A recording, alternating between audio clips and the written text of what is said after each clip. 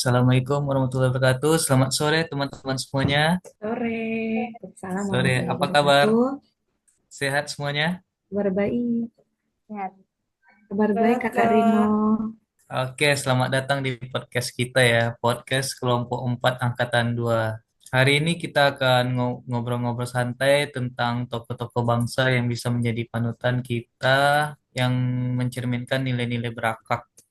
Oke, sebelum kita masuk ke topik kita perkenalan diri dulu ya. Oke, yang pertama, Oke, ayo Kak Rizka, perkenalkan dirinya Kak Rizka. Halo, saya Rizka dari RS Murah. Oke, selanjutnya itu ada Kak Jayanti. Hai, saya Jayanti dari RS Ngurah Bali. Oke, selanjutnya Kak Nisa. Halo, saya Anissa dari RSUP Jayapura. Selanjutnya Kak Yosi. halo semua. Kenalin, nama saya Yosi, saya dari RSUP Jayapura.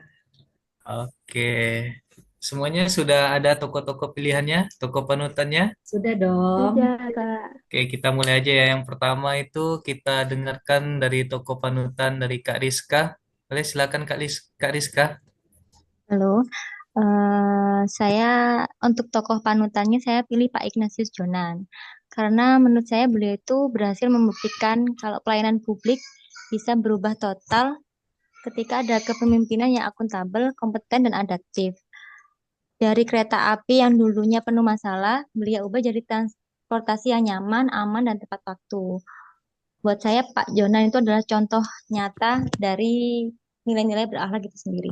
Oke, terima kasih Kak Rizka. Ya. Selanjutnya dari Kak Jayanti, boleh Kak ceritakan tokoh panutannya Kak? Halo, kalau dari saya sendiri sih, saya lebih pilihnya Kang Deddy Mulyadi, karena beliau itu pemimpin yang harmonis dan dekat sekali dengan rakyat. Kang Deddy juga nggak segan turun langsung membantu masyarakat. Bahkan dari hal-hal kecil pun beliau bersedia membantu. Eh, Kang Deddy itu mencerminkan pemimpin yang harmonis dan berorientasi pelayanan dan sangat membumi gitu. Hal dari saya itu sih. Tapi tadi dari penjelasannya Kak Rizka, Bapak Ignatius juga keren banget sih. Oke, terima kasih Kak Jayanti. Kang Mulyadi lagi viral sekarang ya, pemimpin Jawa Barat ya. Dia juga ada podcastnya, nanti kita undang ke podcast kita bisa berbincang-bincang tentang nilai-nilai berakhlak yang diterapkan di Jawa Barat. Oke, selanjutnya kita Ah, dengar dari tokoh manutan Kak Anissa. Silakan Kak. Memang menarik-menarik banget sih ini tokoh-tokoh yang diangkat sama Kak Rizka sama Kak Jayanti. Tapi kalau saya, saya pilihnya Profesor Widodo selaku Rektor Universitas Brawijaya. Nah, beliau ini sosok yang sangat menekankan nilai kompeten dan juga adaptif. Nah, beliau itu mendorong mahasiswa untuk terus berinovasi dan juga membuat kampus terbuka untuk eh, dunia internasional. Nah, menurut saya beliau ini merupakan pemimpin yang mampu mengembangkan SDM secara berkelanjutan. Mungkin itu sih dari saya. Kalau Karino gimana nih? Oke, terima kasih Kak Nisa. Kayaknya Kak Nisa ini alumni dari Universitas Brawijaya kayaknya ini. Iya, bener banget Karino. Oke, terima kasih Kak Nisa. Sebelum masuk dari tokoh panutan saya dengar dulu dari Kak Yosi dulu terlebih dahulu. Ayo Kak Yosi, tokoh panutannya siapa Kak? Oke. Wah, kalau saya lain lagi ini Kak. Kalau saya pilih Susilo Bambang Yudhoyono.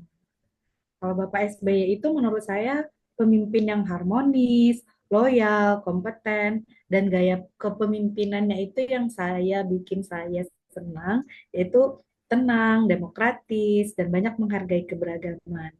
Menurut saya selama masa pemerintahannya Indonesia juga relatif stabil nih Kak. Begitu juga dengan politik dan ekonomi. Jadi menurut saya Bapak SBY mencerminkan bagaimana nilai berakhlak yang bisa diterapkan dalam skala besar, yaitu skala bernegara. Nah, gimana kalau kakak sendiri nih? Oke, mantap ya Kak Yosi, Bapak SBY. Kalau nggak salah Pak SBY ini dicintai sama ASN pada zamannya ya Kak, karena kalau nggak Iya. salah itu gaji ASN naik terus. Oke, kita ada mendengar dari teman-teman kita semuanya. Tinggal saya, kalau saya itu tokoh panutan saya itu Bapak ST Burhanuddin. Dia sekarang menjabat sebagai Jaksa Agung Republik Indonesia. Beliau itu identiknya dengan akuntabel dan loyal. Jadi dia mencerminkan nilai-nilai berakhlak itu secara transparansi. Beliau itu tegas dalam penegakan hukumnya, terutama melawan korupsi yang ada di Indonesia. Jadi menurut saya, pemimpin seperti Bapak Burhan ini penting sekali untuk memberikan contoh integritas dan keadilan. Karena hukum di Indonesia ini merupakan fondasi kepercayaan dari masyarakat. Oke, kita sudah Dan keren menyebutkan sih. tokoh-tokoh panutan kita itu emang bagus-bagus semuanya ya. Seru sekali ya pembahasan sore ini. Itu ada Bapak Ignatius Jonan yang reformis, Kang Deddy Mulyadi yang humanis, ada Bapak Profesor Widodo itu yang inspiratif di dunia pendidikan, ada Bapak SBY yang demokratis, dan Bapak Burhanuddin yang tegas. Oke, dari 5 tokoh ini kita rangkum ya, mana yang tokoh-tokoh yang mencerminkan nilai-nilai berakhlak yang paling utuh. Menurut teman-teman, dari antara 5 tokoh panutan kita ini, kita ambil tokoh panutannya yang mana menurut teman-teman semuanya? Kalau dari Kak Rizka, udah pasti ya tokoh panutannya karena Ignatius Jonan ya. Kalau dari Kak Jayanti, Kalau apakah dari tetap Kak saya, atau berubah? kayaknya saya mulai bergeser ke Pak Ignatius deh. Soalnya Pak Ignatius kayak memberikan bukti nyata untuk banyak orang Iya, dengan memperbaiki KAI itu. betul sekali Kak. Kalau dari Kak Anissa gimana Kak? Setuju sih, kayaknya aku juga sama kayak Kak Jayanti bergeser ke Pak Ignatius. Soalnya benar-benar memberikan bukti nyata bahwa membuat PT KAI yang awalnya merugi menjadi nggak rugi. Betul sekali ya Kak. Dari Kak Yosi gimana Kak? Tetap dari Pak SBY yang demokratis Kak atau mau berpindah ke Bapak Ignatius Jonan? Kalau menurut saya, karena saya pernah mendengar ya istilah dari Bapak Ignatius Jonan, Bapak Kereta Api, jadi kayaknya saya juga mulai tertarik nih ngebahas Bapak Ignatius Jonan gitu. Oke, terima kasih Kak. Kalau dari saya juga sih, saya dengar Bapak Ignatius Jonan ini emang bapaknya kereta api Indonesia ya. Semoga nanti Bapak ini bisa menghubungkan antar pulau-pulau di Indonesia. Jadi kita tinggal naik kereta api. Oke, setelah kita memilih untuk tokoh panutan kelompok kita, bolehlah kita dengarkan bagaimana biodata Bapak Ignatius ini, kemudian bagaimana Bapak Ignatius ini mencerminkan nilai-nilai berakhlaknya. Boleh kita tampilkan dulu untuk PPT-nya ya Kak. Itu dari Kak Rizka boleh dibantu Kak? Jadi ini nih Pak Ignatius Jonan. Pak Ignatius Jonan itu biasanya panggil Pak Jonan. Beliau itu merupakan mantan Direktur Utama PT KAI, mantan Menteri Perhubungan, dan Menteri ESDM. Kenapa Pak Jonan ini dipanggil Bapak Kereta Api? Karena perannya yang sangat signifikan dalam membenahi PT Kereta Api Indonesia. Untuk penjelasan mengapa Pak Jonan ini masuk nilai-nilai berakhlak, yang pertama itu dari berorientasi pelayanan. Pak Jonan ini berhasil melakukan reformasi yang besar pada layanan kereta api Indonesia yang dulunya itu penuh masalah ya. Tahu kan dulu tuh kereta api tuh penumpangnya bisa naik sampai ke atap lokomotif itu kan. Itu sama Pak Jonan itu berhasil ditertibkan. Beliau juga berhasil memperlakukan tiket online, menghapus calo, meningkatkan kebersihan, mewujudkan larangan merokok gitu. Terus beliau itu juga mau turun ke lapangan juga untuk mencari informasi atau data untuk membuat kebijakan yang berdasarkan data-data dari masyarakat langsung untuk perbaikan kereta api itu sendiri. Dan itu tuh menurut saya menunjukkan berorientasi pelayanan karena beliau itu sangat peduli dengan kepuasan masyarakat. Yang kedua ada akuntabel. Beliau itu juga bertanggung jawab dengan jabatannya karena beliau juga berhasil membangun sistem yang transparan dan dapat dipertanggungjawabkan, di mana dia memperkenalkan tiket online yang menutup celah percaloan sehingga alur keuangannya lebih jelas dan rapi. Kemudian penggunaan anggarannya lebih ditekankan untuk prioritas perbaikan pelayanan publik, juga memperlakukan transparansi informasi berupa jadwal, harga tiket, dan aturan dapat diakses secara digital sehingga masyarakat mendapat kepastian layanan. Selanjutnya mungkin bisa dijelaskan oleh Kak Niluh. Terus selanjutnya itu di kompeten. Kalau dilihat dari rekam jejak Bapak Ignatius ini, Bapak Ignatius merupakan pemimpin yang benar-benar kompeten. Dibuktikan dengan beliau tidak hanya mengandalkan teori, tapi beliau benar-benar terjun langsung sehingga bukti nyata kepemimpinannya dapat dirasakan. Seperti kereta api yang awalnya merugi, sekarang dengan kepemimpinan beliau bisa merubah kerugian itu sehingga kereta api tidak merugi lagi. Untuk selanjutnya itu harmonis. Sikap harmonis kalau menurut saya dari Pak Ignatius ini membangun kerja yang disiplin dan sehat. Jadi Bapak Ignatius ini benar-benar membangun bagaimana kerjanya itu bisa disiplin sehingga karyawan-karyawannya dapat melayani masyarakat dengan ramah. Jadi beliau merupakan satu pemimpin yang bisa memberikan contoh yang baik. Itu saja kalau dari saya. Mungkin selanjutnya bisa ke Kak Anissa menjelaskan lebih lanjut. Nah, untuk nilai loyal sendiri, Pak Ignatius saat memimpin KAI, beliau ini melakukan reformasi besar, tapi bukan untuk keuntungan pribadi, tapi demi meningkatkan pelayanan publik dan juga mengangkat citra transportasi nasional, yaitu KAI.